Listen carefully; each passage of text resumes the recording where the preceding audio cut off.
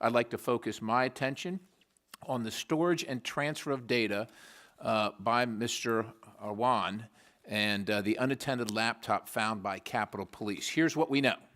The House Office of Inspector General tracked the Awan's network usage and found that a massive amount of data was flowing from the networks.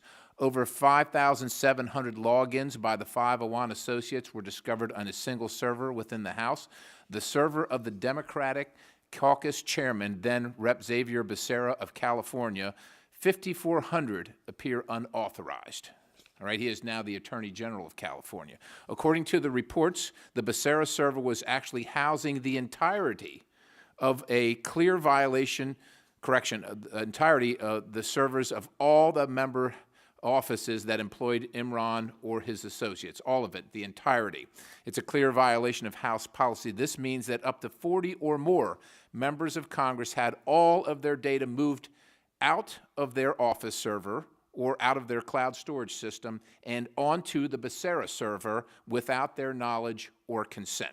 The House OIG reported their findings to the Speaker's office, Democratic leadership, and the House Administration Committee, as well as the House Sergeant-at-Arms and Capitol Police in late September and early October of 2016, and Capitol Police began a criminal investigation into Imran Awan and his associates at that time.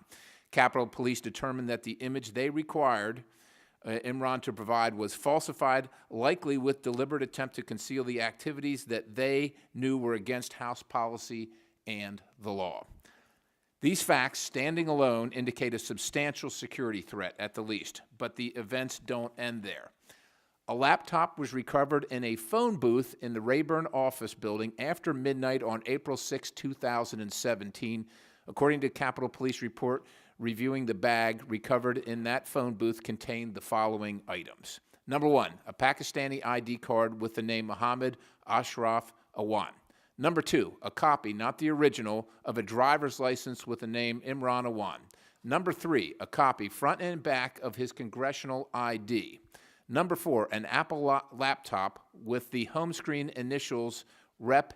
DWS. Number five, composition notebooks with the notes handwritten saying attorney-client privilege, that's in quotes, and possibly discussing case details below. Number six, loose letters addressed to the U.S. Attorney of D.C., the District of Columbia, discussing the apparent owner of the bag being investigated. The bag was recovered after Imran was banned from accessing the House IT network, but not before he was ultimately fired from Rep. Wasserman Schultz. Capitol Police banned Imran Awan and his associates from the House network on February 2nd, 2017.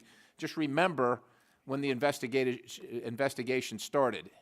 Wasserman Schultz then fired Awan on July 25th after learning about his arrest, so 6 months later. Despite the threat of consequences to the police chief if a member equipment was not returned, the police continued their investigation of the computer. Representative Wasserman Schultz has hired an attorney to represent her interests in the matter. Now, I'm not a lawyer. I don't have